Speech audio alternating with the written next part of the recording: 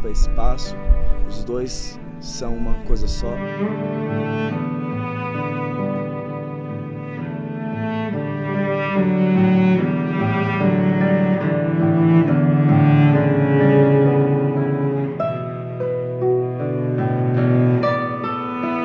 Tive a oportunidade de morar 6 meses em Barcelona, fazendo um doutorado de sanduíche, onde eu comecei a ter contato com vários profissionais na área de composição em tempo real. Foi a primeira vez que eu tomei contato com a questão da improvisação como possibilidade de estruturação de cena, com essa ideia de composição. Então, em 2009, eu retornei a Barcelona junto com o grupo República Cênica e nessa oportunidade eu convidei o Julian Hamilton para estar conosco um dia, onde ele fez um trabalho direcionado para a criação artística que a gente tinha naquele momento. E essa experiência proporcionou que nós retornássemos a Barcelona em 2010 para fazer uma residência especificamente com o Julian Hamilton. E coincidentemente, assim, um mês depois, eu entrei na Universidade Federal de Uberlândia para dar aula no curso de dança. E foi então que eu tive a iniciativa de começar o grupo de pesquisa Dramaturgia do Corpo, Espaço e Territorialidade, que, embora seja um grupo vinculado ao curso de dança, ele tem uma característica que é da interdisciplinariedade.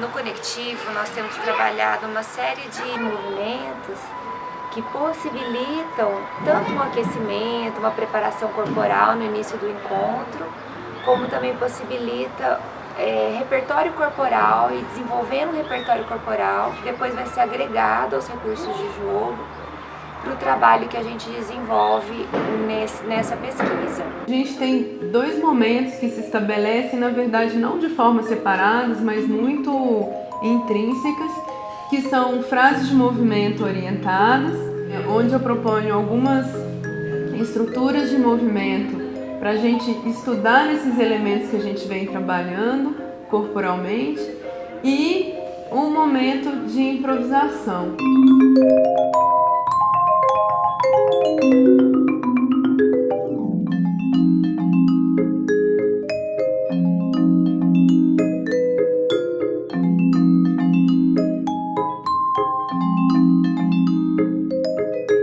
A primeira etapa que a gente chama de estrutura de movimento, a segunda etapa que a gente chama de recursos de jogo e a terceira etapa que a gente chama de comandos. A primeira dessas 3 etapas é composta pelas estruturas de movimento. Essas estruturas de movimento são pontos, retas, círculos, espirais e alavancas.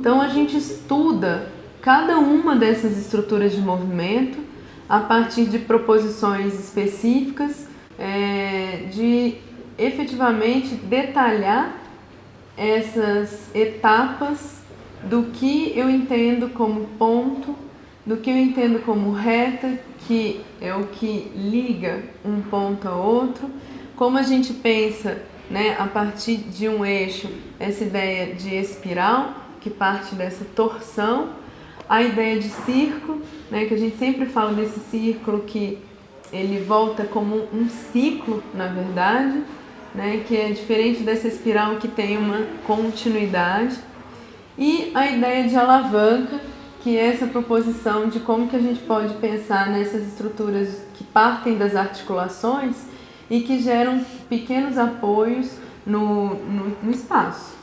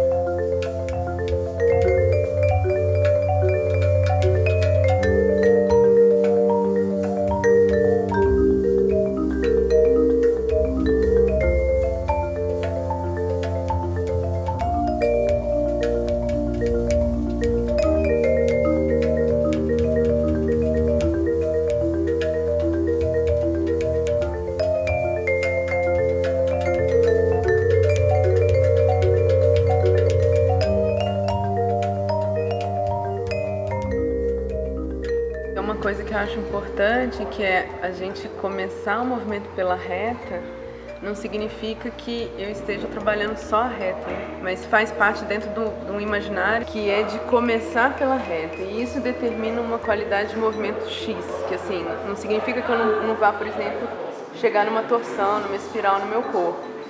Mas o fato de eu começar pensando na reta modifica essa estrutura do movimento e a qualidade do movimento. É diferente de eu, por exemplo, começar pensando na ideia de espiral. É uma busca do elemento dentro da sua história. Acho que isso para mim é muito marcante.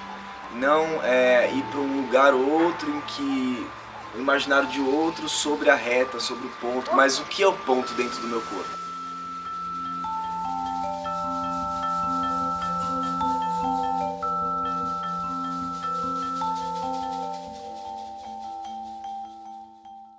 A segunda etapa do processo são os recursos de jogo. Os recursos de jogo são a equivalência, a coincidência, o bloqueio, a ênfase e uma pergunta que a gente pode fazer no ouvido de outra pessoa para que ela responda corporalmente a pergunta. A coincidência é provocar um movimento igual ao movimento do outro. Então, alguém já está se movendo, eu observo esse movimento e realizo um movimento igual ou o mais similar possível ao da outra pessoa. A equivalência significa eu observar qual estrutura de movimento a outra pessoa está utilizando e ir jogar com ela a partir dessa estrutura de movimento, mas provocando equivalências. O que quer dizer isso? Por exemplo, se alguém opta em realizar um círculo, eu posso chegar e realizar um círculo com outra parte do meu corpo ou em outro nível, né? Por exemplo, a pessoa está no nível alto, eu proponho, às vezes com a mesma parte do corpo, mas no nível baixo. O terceiro recurso de jogo seria o bloqueio. O bloqueio significa ou eu bloquear um ponto do corpo da pessoa e ela vai precisar se mover a partir desse bloqueio que eu provoco no corpo dela, ou eu tentar bloquear o sentido do movimento do outro. Então, eu tenho um sentido de movimento, alguém vem e bloqueia o sentido desse movimento.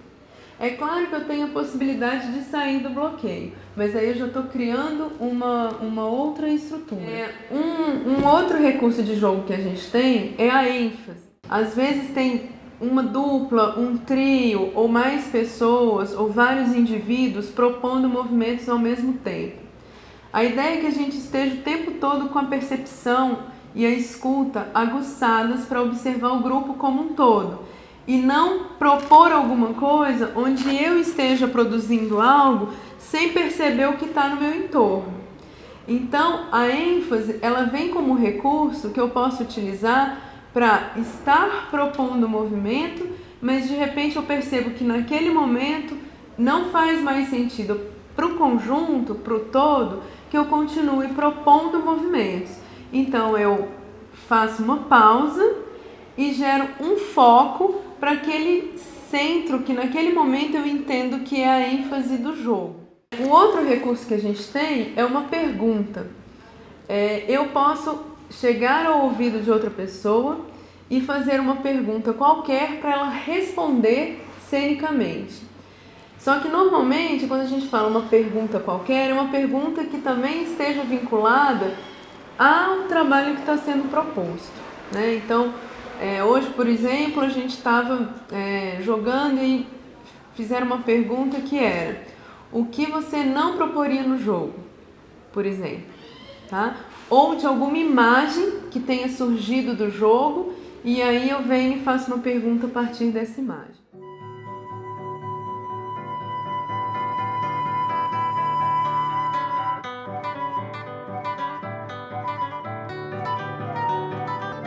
Um terceiro eixo desse processo são os comandos.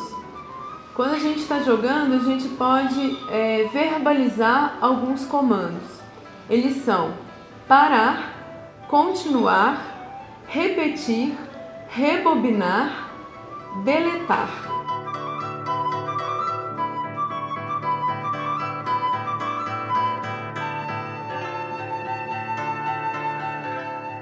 Então, o que significam os comandos? Parar para parar os movimentos que estiverem sendo feitos ou as propostas que estiverem sendo feitas.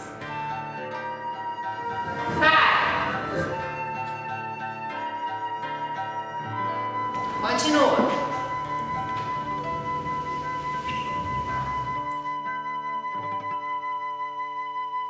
Continuar a partir de onde estava. Repetir, que é eu tentar lembrar quais foram os últimos movimentos que eu produzi e eu repito a partir de onde eu lembro. Repete.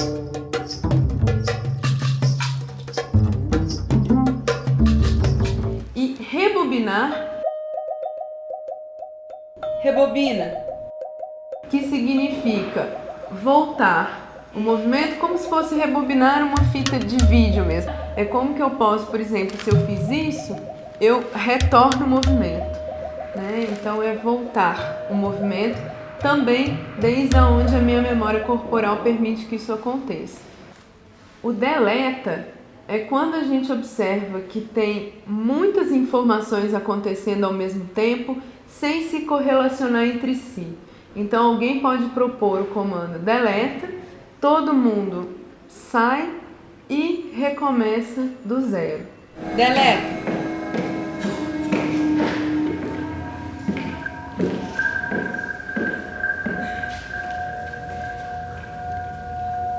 As estruturas de movimento, os recursos de jogo e os comandos são ferramentas que a gente tem para jogar, para produzir situações corporais que geram imagens.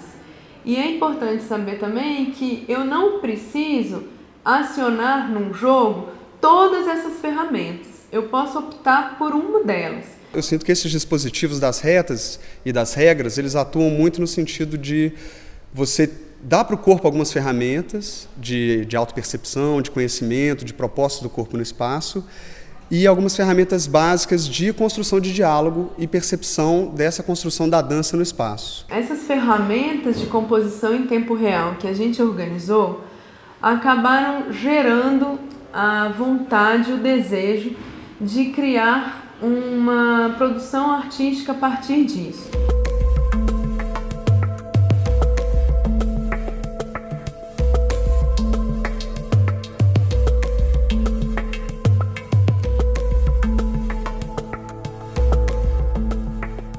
Isso foi assim, um pouco que a Ana, ela mostrou pra gente o balé triádico, que era um balé da Bauhaus, que tinha essa coisa da funcionalidade, né? Que a Bauhaus é essa escola de arquitetura e design que vai pensar uma nova maneira de ver o homem moderno. E durante esse processo, eu comecei a levar alguns questionamentos arquitetônicos e alguns questionamentos de espaço, né? Como que são esses princípios de composição desse espaço, como que a nossa inserção dentro desse espaço. E a partir disso a gente foi começando a construir também, entre diversas outras coisas, assim, como que a gente vai fazer isso dentro da universidade, que é um espaço que a gente, infelizmente, não tem tanto recurso financeiro, a gente não tem tanto recurso pessoal, então, assim, eu teria que pensar num espaço que eu não dependesse de cenotécnicos e de lugares para armazenar esse espaço. E com a pesquisa do ponto, retas, planos, elementos de composição, eu pensei em dois materiais que sintetizassem isso, né?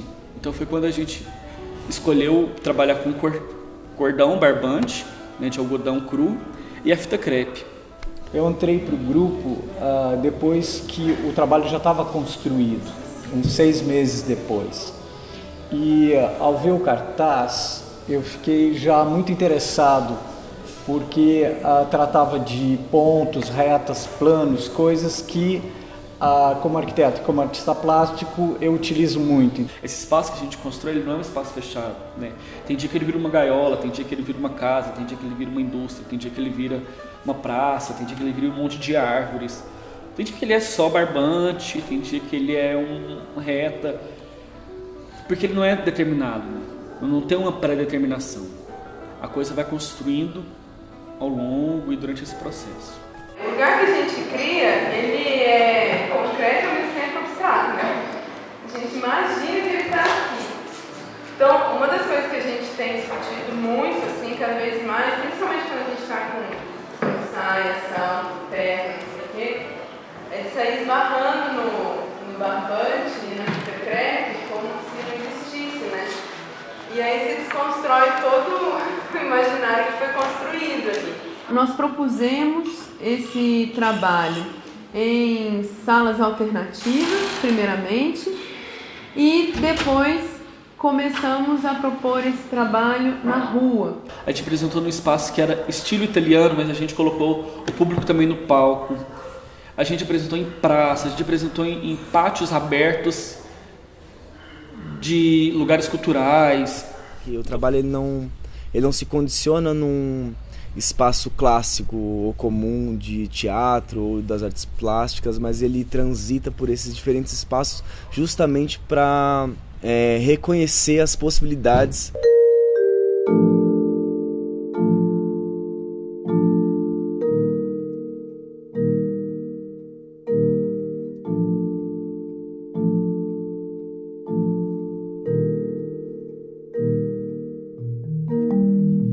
Eu achei muito instigante essa montagem com fios e fita crepe, como isso, com tanta leveza, passou a constituir um espaço. Quando a gente vai para a praça também, que é outra configuração de espaço, a gente deixa os barbantes para ficar só no chão, é um público que nem está esperando aquilo ali, né? E se ele não joga com a gente, não há o jogo. Cada apresentação, ou melhor, cada encontro que a gente faz público, seja em praça ou em algum outro espaço, ele é um encontro único.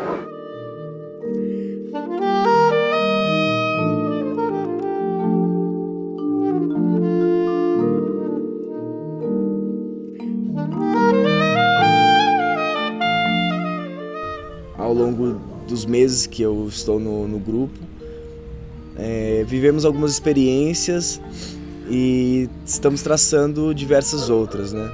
Agora, nesse momento, estamos imersos numa residência artística na cidade de Belo Horizonte. Com a participação dos integrantes do Conectivo Nós e de profissionais da área de dança contemporânea da cidade.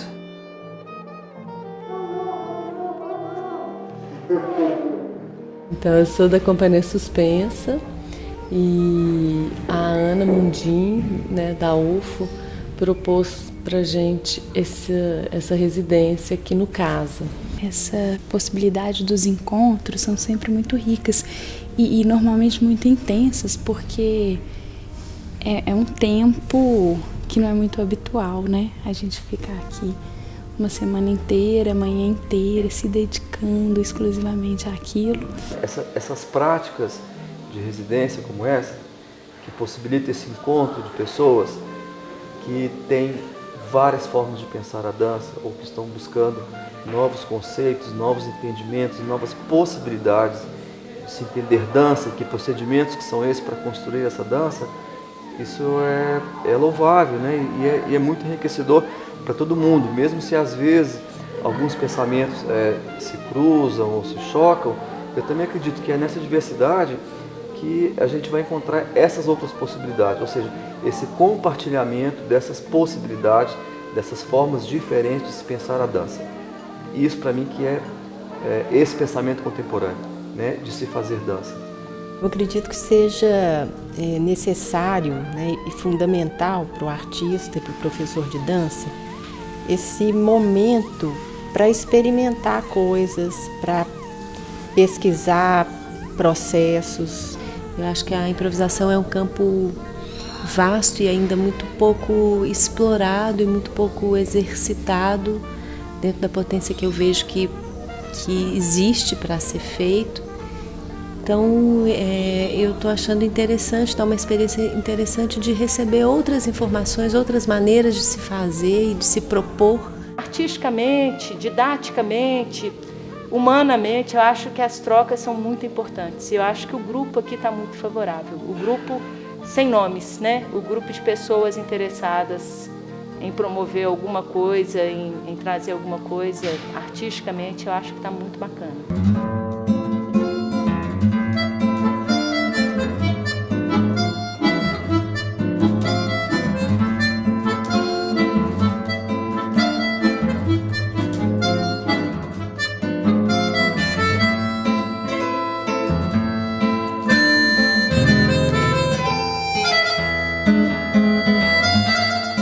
chegamos até aqui com uma perspectiva do trabalho, com uma pesquisa já, de certa maneira, constituída. E é engraçado ver que, de repente, tudo se modifica de novo e parece que o trabalho se inicia novamente quando você vê em outros corpos, né? Em corpos com outras histórias, com outra experiência e, ao mesmo tempo, interagindo com esses outros corpos que vieram de Uberlândia, já com esse histórico, e constituindo uma outra gama, um outro colorido para o próprio trabalho, né?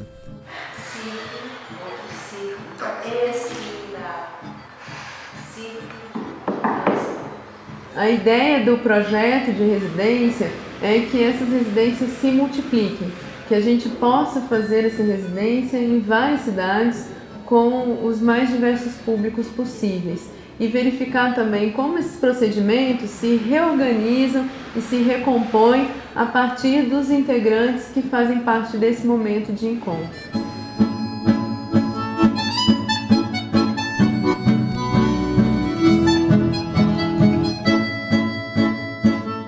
Tem que dar certo, não tem que ser. A gente veio que trocar, a gente veio se alimentar, né? E pra gente que trabalha com composição em tempo real, é uma forma da gente impregnar-se de coisas. A gente está impregnando de experiência, impregnando do fazer artístico, né? Então aí que tá a magia da arte, que ela nunca se encerra, né? As possibilidades são infinitas.